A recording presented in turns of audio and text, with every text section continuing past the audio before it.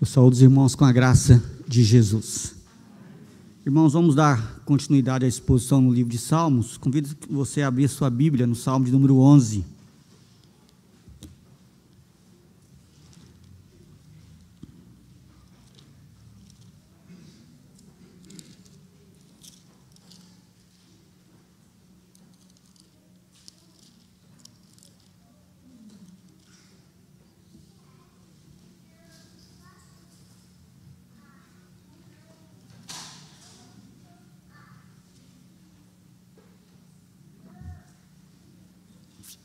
Salmo de número 11.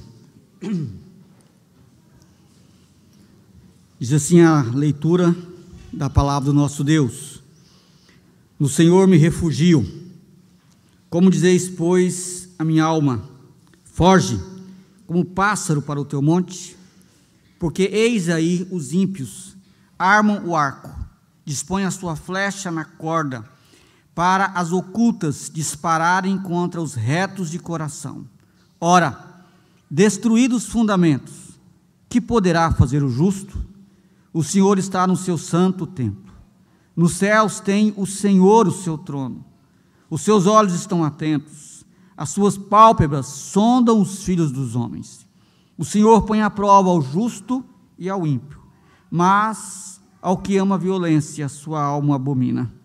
Fará chover sobre os perversos brasa de fogo e enxofre, e vento abrasador será a parte do seu cálice, porque o Senhor é justo, Ele ama a justiça, os retos lhe contemplarão a face. Vamos orar mais uma vez. Pai amado, obrigado, Senhor, pelo privilégio que nós temos de, como povo do Senhor, nos reunir e poder te servir, prestar culto ao Senhor. Nos ajude a te adorar, te exaltar, te engrandecer. Nos ensine a te adorar de uma forma que de fato agrade e honre o nome do Senhor. Te pedimos, ó Deus, que o Senhor tenha misericórdia de nós e fale ao nosso coração através da exposição da sua palavra. Nós carecemos de ouvir o Senhor. Nós precisamos ser nutridos, alimentados, curados, confrontados, tratados pela sua palavra. Que o Senhor, ó Deus, a use de forma a edificar a sua igreja e produzir glória e honra ao teu santo nome. Nós pedimos tudo isso no nome de Jesus. Amém. Meus irmãos, há momentos na nossa vida que Deus é servido em provar o seu povo, em provar a sua igreja. Mas nem sempre nós sabemos lidar bem com as provações. E muitas vezes, nos momentos de provações, nós somos tentados a deixar de confiar em Deus. Um exemplo claro é o livro de Jó. Quando Jó passa por aquelas grandes provações, a sua esposa foi usada por Satanás para tentá-lo a deixar de confiar em Deus, quando ela diz para ele amaldiçoar Deus e morrer. E tanto Jó quanto Davi nesse texto, eles não deram ouvido às tentações. Eles continuaram firmes na sua confiança em Deus. O nosso Deus, Ele é digno de confiança. Nós podemos confiar em Deus. Foi lido na liturgia, aquele texto belíssimo lá de Hebreus, eu acho aquele texto maravilhoso, porque Deus não precisava fazer aquilo, mas para fortalecer a nossa fé, Deus ele promete em seu nome, porque não há um nome maior para ele prometer, jura em seu nome, para poder deixar muito claro para cada um de nós que nós podemos confiar nele, e podemos descansar nele. O Salmo de número 11 é um retrato poético de confiança de Davi ao seu Deus, num cenário ou num contexto que não lhe propicia, ou lhe propiciava tanta confiança assim. Não é fácil saber o contexto dos Salmos, já falei isso algumas vezes. O mais que nós sabemos aqui com certeza é que esse Salmo foi feito por Davi, Está escrito aqui em cima, ao mestre de canto, Salmo de Davi. Mas, lendo o Salmo, você percebe que o contexto era um contexto de aflição, em que Davi, ele é estimulado a fugir, a deixar para trás as promessas que Deus tinha para ele, a deixar de descansar em Deus e, por temor ao homem, abandonar tudo que Deus tinha prometido a ele. Isso dá para ver claramente no Salmo. Então nós podemos talvez imaginar o contexto desse Salmo. Há pelo menos 3 episódios na vida de Davi, em que Davi se sente acuado, e talvez até pressionado a fugir. Um deles é quando Davi combate os filisteus. Está lá em 2 Samuel capítulo 21, e a situação foi um pouco complicada ali, e os soldados de Davi o protegem e falam: você não vai mais para a guerra conosco. Um outro momento de combate ferronho, talvez o mais triste da história de Davi, foi quando ele foi perseguido por seu filho Absalão, também no livro de 2 Samuel capítulo 15, ele foi perseguido por seu filho Absalão. E o terceiro, na verdade, esse vem antes esse com Davi, foi quando Davi foi perseguido por Saul. São esses 3 episódios na vida de Davi, que ele é bastante pressionado por causa dos seus inimigos, e forçado de certa forma a tomar cuidado, porque ele poderia perder a sua vida. E é bem provável que Davi escreveu o Salmo 11 em um desses contextos. Por eliminação, eu imagino que Davi tenha escrito esse salmo no contexto em que ele está fugindo de Saul. Primeiro porque quando ele tem um embate com os filisteus, a pressão não foi tão grande para ele abandonar e deixar tudo. Com Absalão foi grande, ele foge, ele deixa a sua pátria, mas Davi em momento algum desejava que Deus mandasse fogo do céu e consumisse seus inimigos. Pelo contrário, ele queria que o seu filho fosse poupado. Então, por eliminação, é bem provável que esse salmo foi escrito no momento em que Davi estava fugindo de Saul, porque esse foi o momento mais trágico da história de Davi, em que ele tem que fugir de Saul. E se você ler lá nos livros históricos, Davi inclusive tira os seus pais de Israel, com medo de serem também prejudicados, e Davi vive errante. E a vida de Davi fugindo do seu sogro, naquele momento ele não era sogro dele, e o seu rei, naquele contexto, Davi ele então é persuadido a fugir e não querer mais voltar para Israel. E é bem provável que é nesse contexto que Davi escreve o Salmo de número 11. Bem, durante a exposição talvez isso fique mais claro, mas o que nos chama a atenção nesse Salmo é como Davi começa o Salmo. Então, o que está claro no Salmo é que ele foi escrito num contexto de pressão a ter que fugir, abandonar tudo, talvez até ignorar as promessas de Deus. É nesse contexto que ele foi escrito. Por exemplo, quando eles dizem para Davi, olha o versículo 1, no Senhor me refugio, como dizeis, pois, a minha alma? Então alguém estava dizendo, foge como um pássaro para o teu monte, ou seja, some, cai fora daqui. No versículo 2 vai dizer o porquê, porque as pessoas queriam matá-lo. E no versículo 3 ele diz, olha, destruídos os fundamentos, se eu deixar de confiar em Deus, o que o justo vai poder fazer? Porque a única coisa que o justo tem é a sua confiança em Deus. Então há esse embate aqui no seu coração, na sua alma, as pessoas tentando dissuadi-lo de permanecer firme na sua confiança em Deus. Que confiança era essa?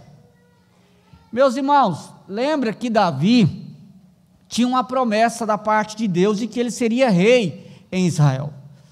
Lembra que bem lá atrás, quando Davi era um simples pastor de ovelhas, Samuel foi lá e ungiu ele. E aquela unção era uma promessa de que um dia ele se tornaria rei em Israel. A partir da unção, Davi muda, porque a unção, no contexto do Antigo Testamento, era literalmente receber o poder de Deus para cumprir o propósito de Deus na sua vida. Por isso que depois ele consegue enfrentar um urso, consegue enfrentar um leão, e depois consegue enfrentar o Golias, com toda a ousadia. Havia uma promessa. Saul já estava antenado, sabia que o negócio estava ficando apertado para o lado dele, e Saul já estava percebendo que Deus tinha alguma coisa. E Saul parece que ele era alguém que tinha problema mental. Quando você estuda a história, ele era alguém perturbado mentalmente. Qualquer psicólogo ou psiquiatra que fosse analisar Saul a partir do texto, ele seria diagnosticado como bipolar, não tenho dúvida disso. E ele estava atemorizado, e por isso ele persegue Saul. E o povo de Israel ainda ajudava, né? Porque o pessoal, normalmente quando ele derrotou Golias, a turma cantava, fazia vibras de júbilo, porque Davi tinha conseguido derrotar. E Saul então fica querendo de todas as formas pegar Saul, matá-lo, eliminar a concorrência. Mas a única sustentação que Davi tinha era a confiança de que Deus estava com ele, confiança de integridade do seu coração. É isso que sustentou Davi. E eu quero que você preste bem atenção nisso. A única coisa que pode nos sustentar em qualquer época de tribulação, de angústia, de sofrimento, é a confiança em Deus, nas suas promessas, na fidelidade de Deus, e uma consciência tranquila de que eu não estou com pecados sem tratar no meu coração. É isso que sustenta, e sustenta de verdade, não é conversinha. Quando você confia na promessa de Deus, e quando você tem a sua consciência tranquila diante desse Deus, você se mantém firme, mesmo que haja abalos, ataques de todos os lados. É isso que manteve Davi firme até o fim, e no final, se você conhece a história, você vai perceber que Davi experimentou as bênçãos, não só do livramento, mas se tornou rei de Judá, sem sujar a sua mão em momento algum.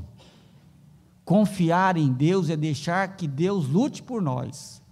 Confiar em Deus é deixar que Deus faça por nós. Quando a gente tenta fazer as coisas com a nossa própria força, resolver as coisas do nosso jeito, às vezes querer tomar a frente, a gente só vai quebrar a cara, vai estar pecando. Quem confia, entrega para Deus e deixa Deus resolver. Esse era o Davi. E quando Davi escreve esse salmo, ele escreve esse salmo para responder às pessoas que o indagavam: foge. É para dizer: eu não vou fazer isso porque eu estou firme em Deus, eu confio em Deus. E por isso que o salmo ele começa com uma declaração de confiança. Observe a diferença do Salmo 11 para o Salmo 10. O Salmo 10 começa com uma declaração de desconfiança. Por que estás? Por que, Senhor, te conservas longe e te escondes nas horas da tribulação? O Salmo 11 não. Ele começa com uma declaração de confiança, de fé. Porque é sobre essa confiança que Davi viveu a sua vida, principalmente os primeiros dias do seu ministério. E é sobre essa confiança que ele escreve esse salmo. Por isso que o salmo começa com uma declaração: no Senhor me refugio, ponto. Depois ele passa a declamar, porque é uma poesia, as demais coisas desse salmo. Mas antes de passar, antes de escrever, de dizer o que ele tem que dizer, ele quer deixar bem claro: em alto e bom som, para que todos saibam, no Senhor me refugio. Que isso fique claro, que ninguém duvide disso, que ninguém se esqueça disso. É no Senhor que me refugio. É assim que ele começa esse salmo. E no versículo 1 ao versículo 3, o salmista vai falar sobre esse Deus em quem nós podemos confiar. Ele vai dar uma declaração de que ele confia em Deus, porque Deus é digno de confiança. Porque Deus é digno de confiança. Daí a pergunta: como dizeis, pois, a minha alma, foge como um passo para o teu monte? O salmista está usando aqui uma linguagem poética. E nessa linguagem poética ele demonstra a angústia que ele sentia no conselho dessas pessoas. Porque quando as pessoas diziam para Davi: foge, deixa isso para lá, esquece isso, na verdade, por mais que talvez a intenção, e eu acredito que seja, a intenção fosse boa, a intenção deles era preservar a vida de Davi, e a intenção deles refletia a fé deles também, porque eles não criam que Deus poderia de fato cumprir as promessas, ou o contexto parece que não propiciava a esperança de que aquelas promessas iriam se cumprir. Então o conselho deles é o seguinte: ó, meu amigo, você foge, vai para bem longe. E esse fugir como um pássaro aqui para o seu monte, a ideia é o seguinte: não é fugir temporariamente e depois voltar. Não, é fugir para nunca mais voltar, porque ele fugiu temporariamente. Primeiro ele já estava fugindo temporariamente. Quando Absalão tomou o reino, ele fugiu temporariamente. A questão aqui esquece esse negócio de ser rei em Israel, esquece as promessas que Deus fez para você, fica com esse negócio na sua cabeça que você vai acabar morrendo, foge. E ele diz: como dizeis a minha alma? Preste atenção nos detalhes. Ele está dizendo a minha alma, por quê? Porque a questão é a sua emoção. Ele não estava lidando bem com aquelas palavras, e você só não lida bem com alguns questionamentos quando aquilo fere a sua confiança e a sua fé em Deus. Ele tinha uma confiança tão grande em Deus que quando alguém sugeriu que Deus não pudesse cumprir a promessa e ele deveria fugir, aquilo o afligiu mais do que a própria perseguição de Saul. Como diz, pois, a minha alma, como vocês tentam abalar a minha confiança e a minha fé. E ele diz então: no Senhor eu me refugio. Essa imagem de refugiar, ela é muito característica nos Salmos. Você já me viu falar disso e vai me ouvir falar muitas vezes, porque aparece várias vezes no Salmo. E essa é a imagem de se proteger, de se guardar em Deus.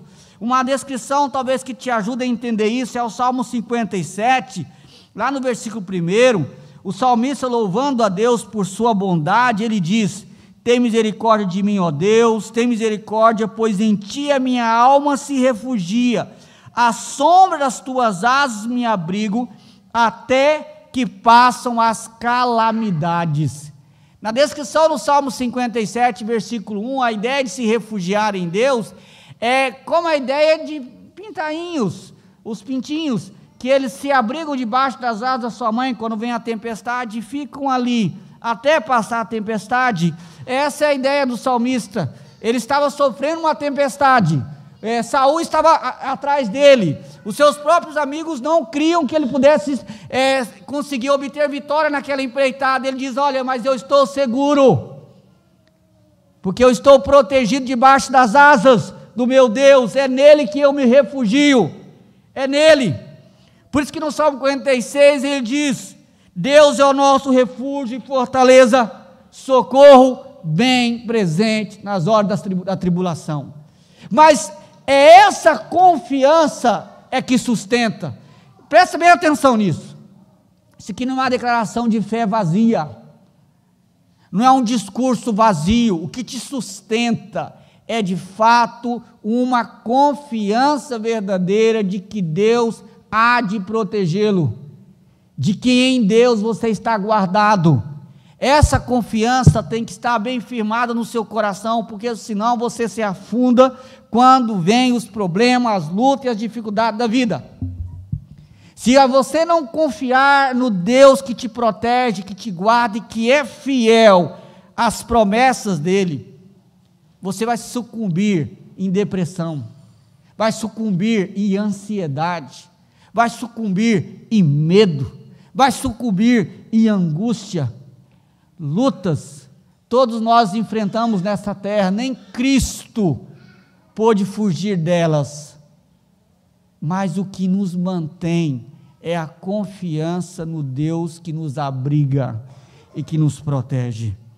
E no versículo 2, ele diz, ou as pessoas dizem para ele, porque eis aí os ímpios, ou seja, por que você tem que fugir como um pássaro? Observe a metáfora da imagem, porque eis aí os ímpios armam um arco, dispõem a sua flecha na corda, para as ocultas dispararem contra os retos de coração. Ele manda fugir como um pássaro, porque é a ideia de um caçador, que está ali já pronto para pegá-lo.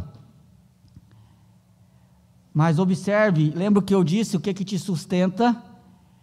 É a confiança e integridade, e ele então diz, para disparar as ocultas aos retos de coração. Os amigos da vida dizendo, Davi, nós sabemos que você é íntegro, que você não fez nada de errado, mas o negócio está feio, cara. Foge. E Davi então responde, ou melhor, ele leva o povo a pensar através de uma pergunta, com a sua segunda declaração de fé, quando ele diz no versículo 3, ora, destruídos os fundamentos, o que poderá fazer o justo? O que são os fundamentos? Os fundamentos são a confiança. Por que destruídos os fundamentos? Davi confiava na promessa de Deus, confiava que ele não estava sofrendo por causa de nenhum pecado, ele tinha confiança na integridade do seu coração, ele confiava no caráter de Deus. Se ele fugisse, é como se ele não estivesse confiando em Deus. Se ele fugisse, é como se ele estivesse com culpa no cartório. Ele está dizendo, olha, se eu deixar de confiar, e ele usa essa expressão fundamentos, porque o fundamento é a sustentação. O que sustenta o justo? A pessoa que está com a consciência limpa diante de Deus, o que sustenta ela? A confiança. É a confiança que a sustenta.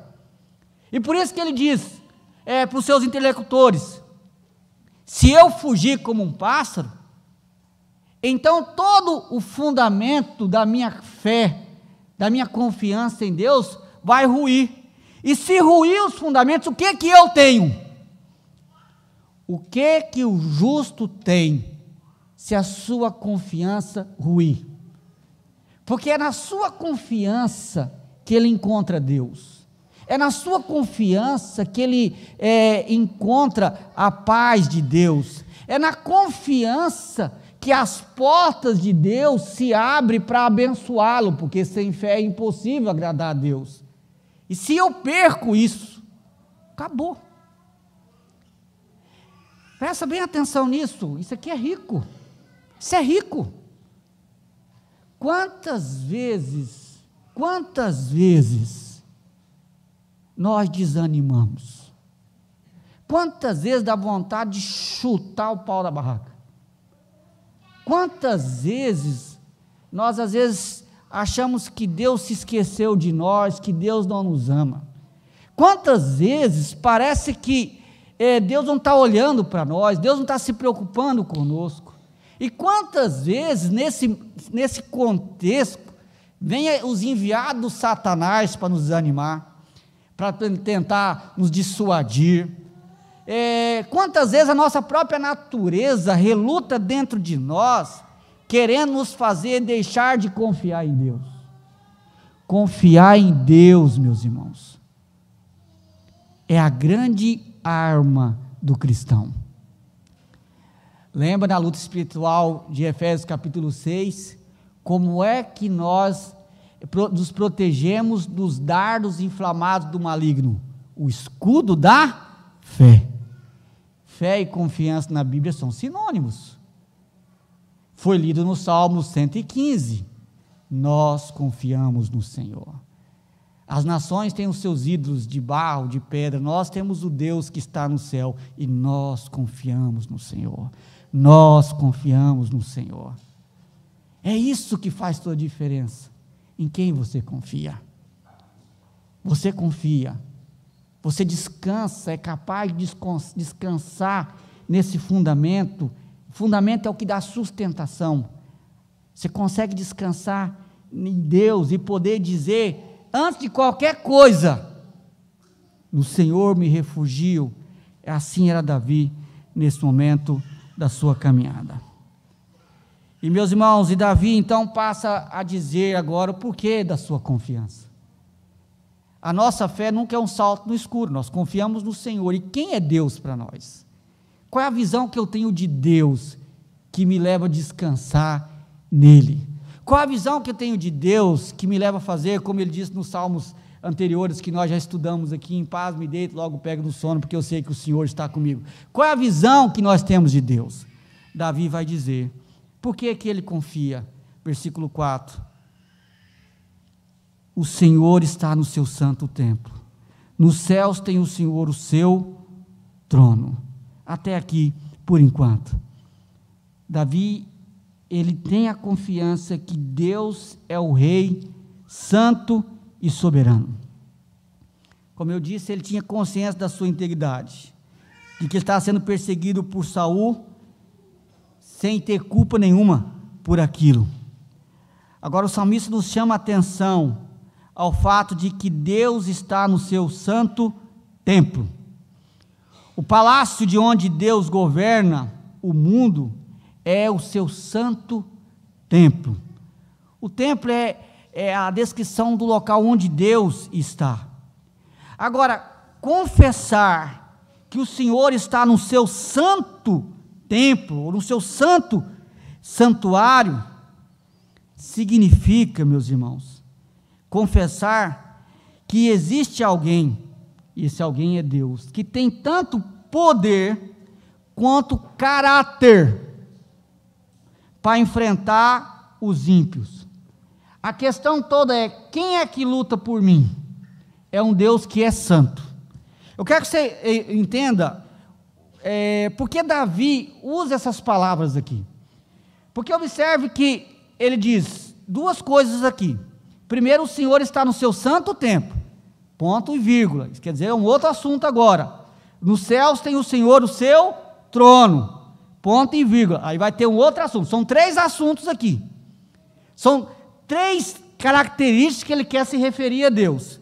Primeiro, o Deus que está no seu santo templo, então o Deus que é santo. Sendo Deus santo, ele não tolera injustiça e pecado. Toda forma de pecado ofende a santidade de Deus.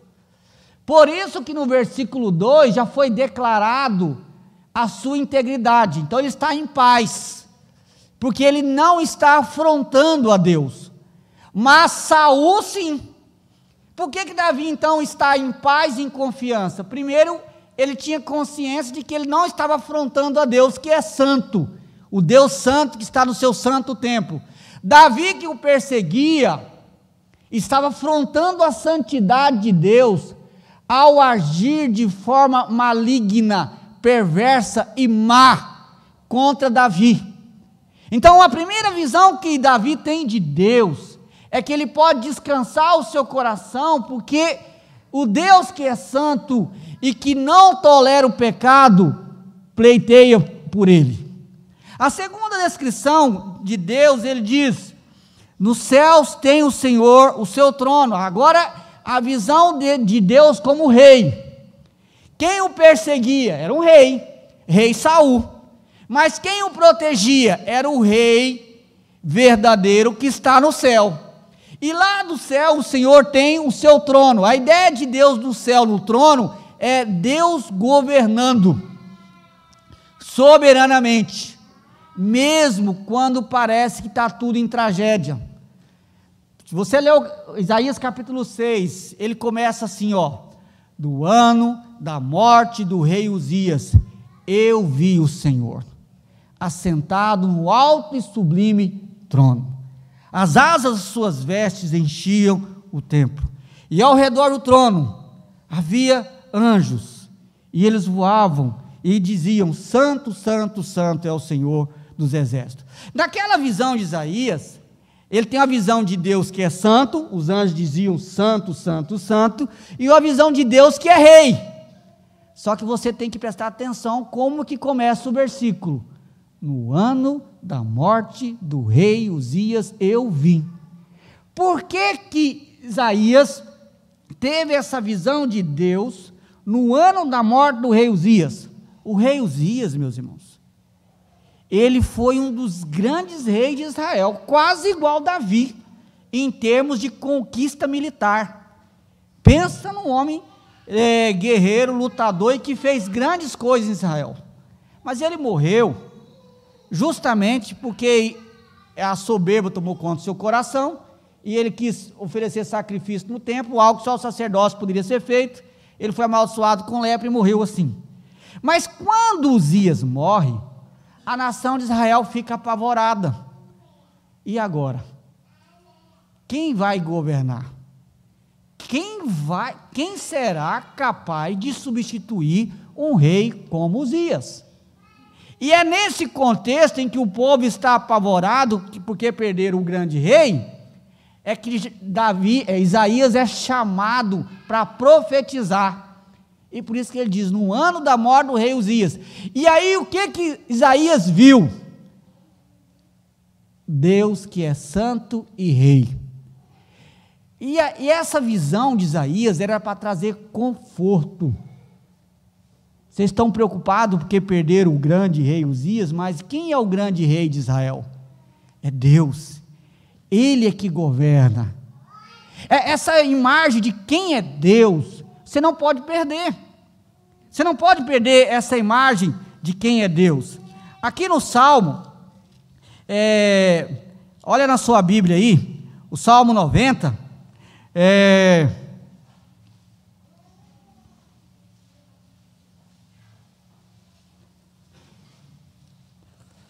mas antes de ler o Salmo 90, fica com a Bíblia aberta, Salmo 90. O Salmo 89, ele é um salmo da promessa do rei messiânico. Ou seja, o Salmo 89 foi escrito de um salmo de lamento, porque eles não tinham mais rei, eles estavam no cativeiro, eles não tinham mais rei, e eles estavam sonhando para que Deus levantasse um rei em Israel.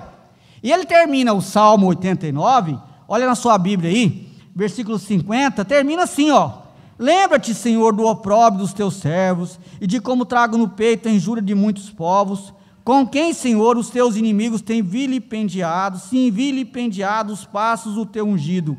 Bendito seja o Senhor para sempre, amém e amém. Na verdade, deveria ter lido o versículo 49 também, quando ele diz, que é feito, Senhor, das tuas benignidades de outrora, juradas a Davi, por tua fidelidade. Então ele passa a dizer para Deus lembrar-se deles. Por que ele termina um salmo assim? Ele termina um salmo dizendo o seguinte, Senhor, o Senhor prometeu que não faltaria rei em Israel, da linhagem de Davi. Todavia nós estamos no cativeiro, nós estamos sem rei, então lembra de nós, Senhor. Olha a nossa situação. Aí o Espírito Santo, que usou aqueles que formaram o saltério, ele conduz eles a colocar em seguida, qual salmo? Salmo 90. Quem escreveu o Salmo 90? Moisés. O que Moisés tem a ver com essa história? Moisés viveu muito antes de Davi. E o que Moisés escreveu? Olha, Senhor, Tu tens sido nosso refúgio, de geração em geração, antes que os montes nascessem, e se formassem a terra e o mundo de eternidade em eternidade, tu és Deus. O que é que Deus está dizendo aqui? Vocês estão lamentando porque vocês não têm um rei? Antes que se formasse o mundo, eu sou Deus. De eternidade em eternidade eu sou Deus. O Salmo 90 vem para responder o Salmo 89 e dizer: Deus, Ele é eterno, imutável, e é nele que eu devo confiar. É nele que eu devo confiar. Davi não tinha um rei para protegê-lo, na verdade o seu rei o perseguia e queria matá-lo. Davi não tinha uma terra em que ele pudesse voltar à sua pátria, a pátria amada que ele amava tanto. Jerusalém, ele não podia, nada disso ele tinha, mas ele sabia que ele tinha um Deus que estava no céu, um Deus que é santo e um Deus que governa com justiça. É em Deus que ele põe a sua esperança e que ele põe a sua confiança. Meus irmãos, quantas e quantas e quantas vezes nós pecamos depositando a nossa confiança em pessoas. Pecamos depositando a nossa confiança em pastor. Eu quero que você me ame e tudo, mas não põe confiança demais em mim não. Confia no Senhor. Nós pecamos quando nós confiamos no homem, nós pecamos quando nós confiamos na política, nós pecamos quando nós confiamos na nossa condição financeira, nós pecamos quando nós confiamos nas coisas que acabam. O único digno de confiança é Deus. Davi não tinha nada em que apoiar a sua confiança, do ponto de vista humano. Ele não tinha uma pátria, ele não tinha um exército, não tinha nada, mas ele tinha algo muito maior, ele tinha Deus, e Deus é o seu rei, e Deus luta por nós, e é nessa confiança que ele caminha. E a terceira descrição de Deus que Davi tem nesse salmo, é que Deus é um Deus justo. Então observe, Deus é um Deus santo, é um Deus que governa como o rei do céu, e nós lemos no Salmo 115, que no céu Deus tem o seu trono, e tudo faz como lhe agrada, e ele confia, porque esse Deus é um Deus justo. A terceira parte do versículo 4, os seus olhos estão atentos, as suas pálpebras sondam os filhos dos homens. Isso vai até o versículo 7. O Senhor põe à prova ao justo e ao ímpio, mas o que ama a violência, sua alma abomina. Para chover sobre os perversos, prazo de fogo e enxofre, vento abrasador será a parte do seu cálice, porque o Senhor é justo, Ele ama a justiça, os retos lhe contemplarão a face. O restante do salmo agora, o salmista vai descrever o Deus que ele confiava, na qual ele se refugiava, que era o fundamento da sua esperança, porque Deus é justo. E sendo Deus justo, Deus revela as intenções de todos os homens. No versículo 4 ele diz: os seus olhos estão atentos. Esse versículo é uma resposta ao texto do Salmo 10. Lembra do Salmo 10 que nós pregamos na semana passada? Lembra o que ele diz aqui, no versículo 11, Salmo 10, versículo 11, diz o ímpio: Deus se esqueceu, virou o rosto e não verá isto nunca. Quem pratica maldade, ou comete o pecado, faz escondido, ele pode às vezes não dizer com todas as palavras, mas no fundo ele está achando que Deus não está vendo. Não é assim? Porque se ele tivesse com toda a confiança do mundo que Deus estava vendo, talvez ele temeria mais. Saul estava fazendo um monte de bobagem. Aquele que eu disse, qualquer pessoa que lê a história de Saul vai dizer que Saul tinha problema. E novamente, o problema de Saul, como todo problema emocional, não é doença. O problema de Saul era problema de caráter, de confiança no lugar errado.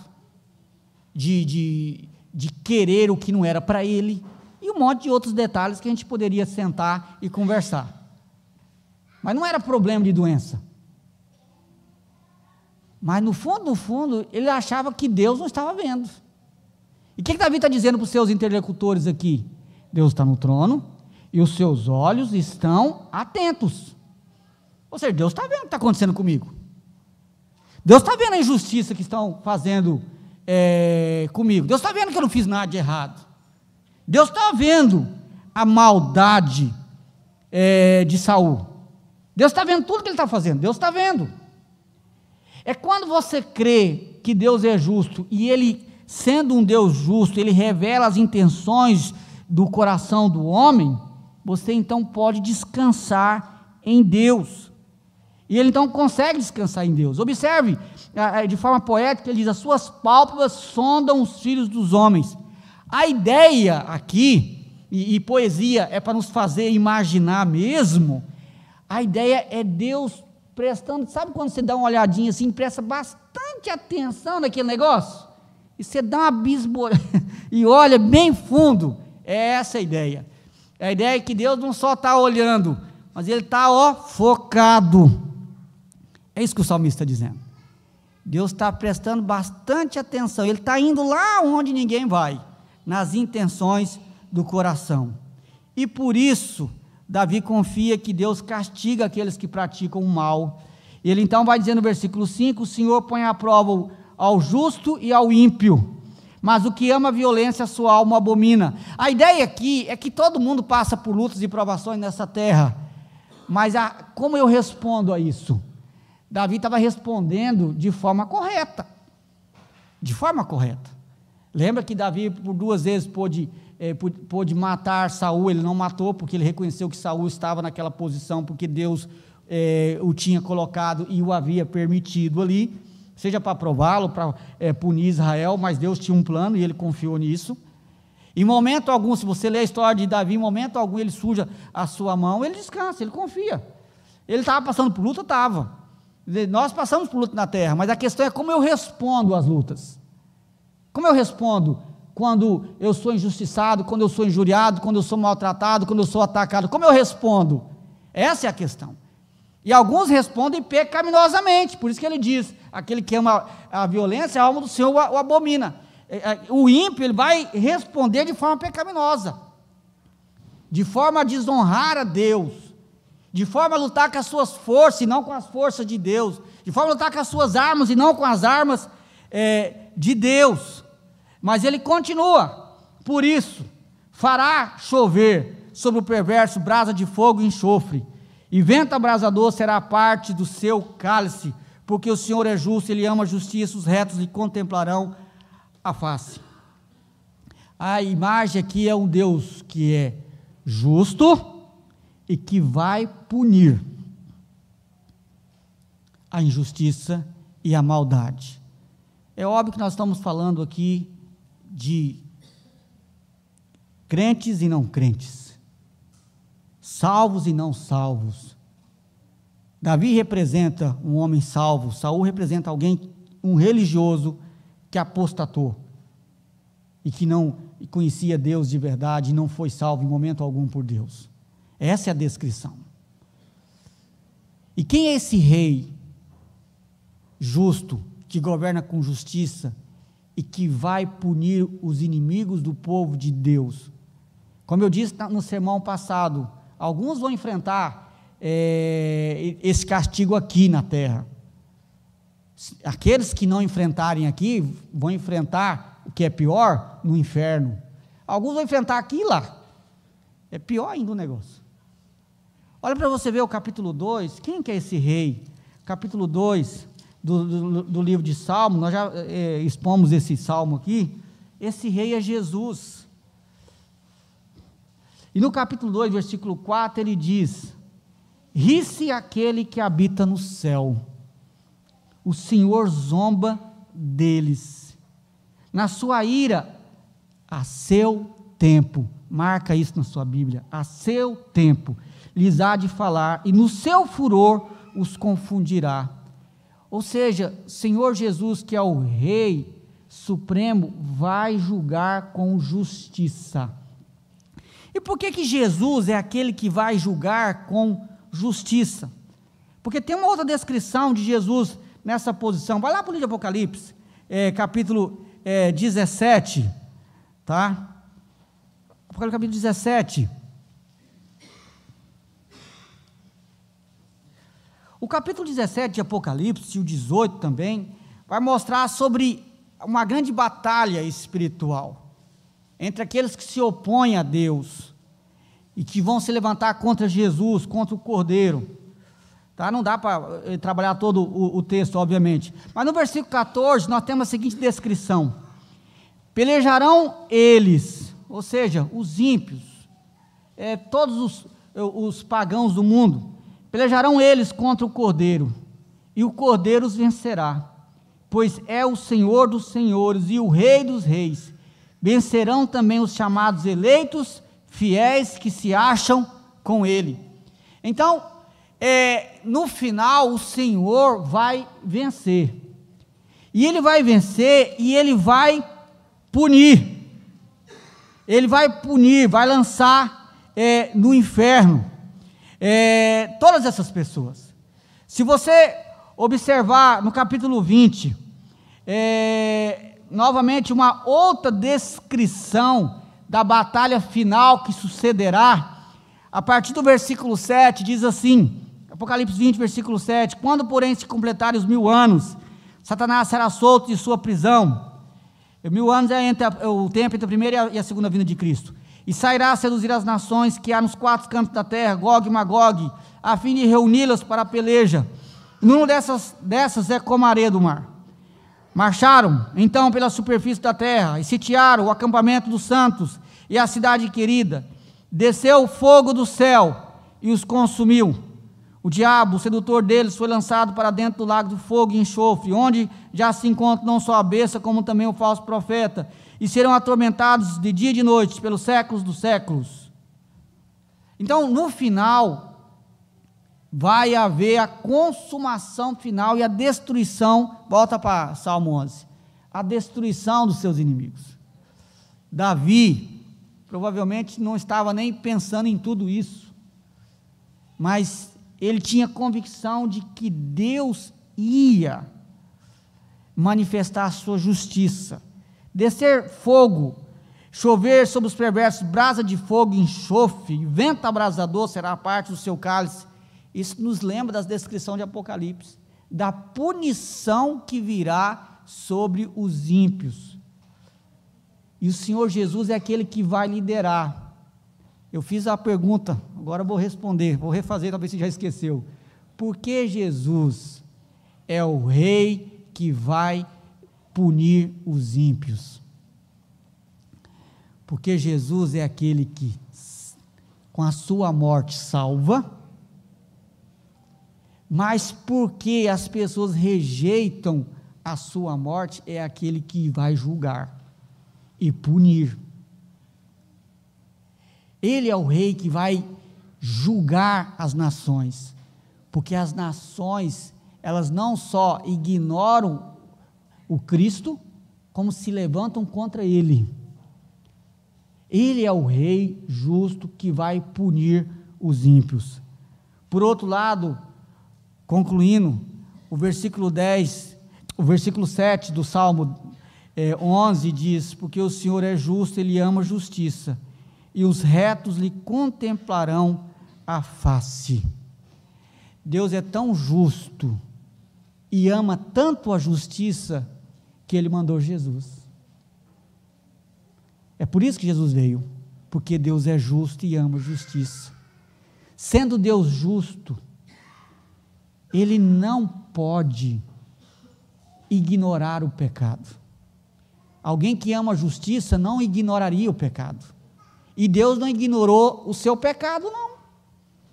Não pensa que você está bem com Deus porque você veio na igreja hoje, porque você ora. Não pensa que você está de boa com Deus porque você essa semana viveu uma vida mais ou menos, mas como foi lido na liturgia, nós pecamos. Não pensa Deus, que Deus está feliz com você porque você entregou o seu dízimo. É porque Cristo pagou pelos seus pecados. Deus ama tanta justiça, que Jesus teve que pagar pelos nossos pecados. Ele teve que resolver o nosso problema, porque nós somos injustos. Ele teve que resolver. E por que ele resolveu? Então, aqueles que foram salvos, esses são os retos, podem agora contemplar a face de Deus. Esse contemplar a face aqui no Salmo é ter intimidade com Deus. Mas, olhando na história da redenção, é o dia em que nós o veremos face a face. Um dia, por causa de Cristo, nós nos encontraremos com o Senhor e nós o veremos. Nós veremos o Senhor Jesus, nós contemplaremos o Senhor Jesus, nós poderemos nos relacionar com Ele de uma forma íntima e verdadeira. Eu concluo dizendo o seguinte: confie em Deus, confie em Deus, confie em Deus. Mesmo que haja lutas, dificuldades e provações, Deus é digno de confiança. Confie na santidade de Deus. Confie que Deus é o Rei que governa soberanamente a sua vida e as lutas, as dificuldades que você está passando. Lembra que Deus é o Rei que está governando a sua vida. Confie na justiça de Deus se você se sente injustiçado. Mas confiar é deixar Deus agir. Confie na justiça de Deus. E por último lugar, confia que Deus vai julgar toda a impiedade desse mundo, mas aqueles por quem Cristo morreu já podem desfrutar da sua comunhão hoje, e quando Ele voltar, vai poder vê-lo face a face. Mas tudo isso porque Deus é fiel. Louvado seja o nome do Senhor, amém? Vamos ficar em pé, vamos orar.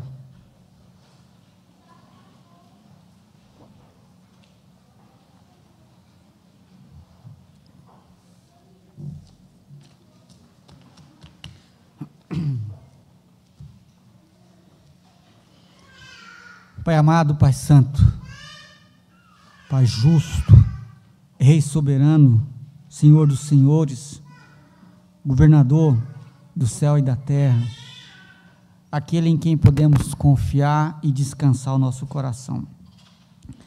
Nós queremos tributar ao Senhor glória, honra e louvor, porque o Senhor é um Deus de confiança, que cuida do seu povo, aquele em quem podemos nos refugiar. É o fundamento e a sustentação da nossa vida. Mesmo que haja vendavais, tempestades, nós podemos descansar o nosso coração no Senhor. Louvado e engrandecido seja o Senhor. E que o nosso coração encontre paz, encontre descanso no seu caráter santo, soberano e justo. E que o nosso coração encontre, ó Deus, descanso, e que não fujamos, que não hajamos de forma pecaminosa diante das lutas, das provações, mas que possamos descansar no Senhor e nos refugiar no Senhor. Por favor, meu Deus, tenha misericórdia de nós, trabalha a nossa vida e nos ajude, ó Deus, a te conhecer melhor dia após dia. Nós te pedimos isso, ó Deus, para nosso bem, mas principalmente para a tua glória. E é em nome de Jesus que nós oramos. Amados irmãos, ide agora em paz. E que o amor de Deus, o nosso Pai, que a graça redentora de Jesus Cristo, seu único Filho, e o poder, e as consolações do Espírito, estejam sobre vós, amados de Deus, hoje e pelos séculos dos séculos. Amém.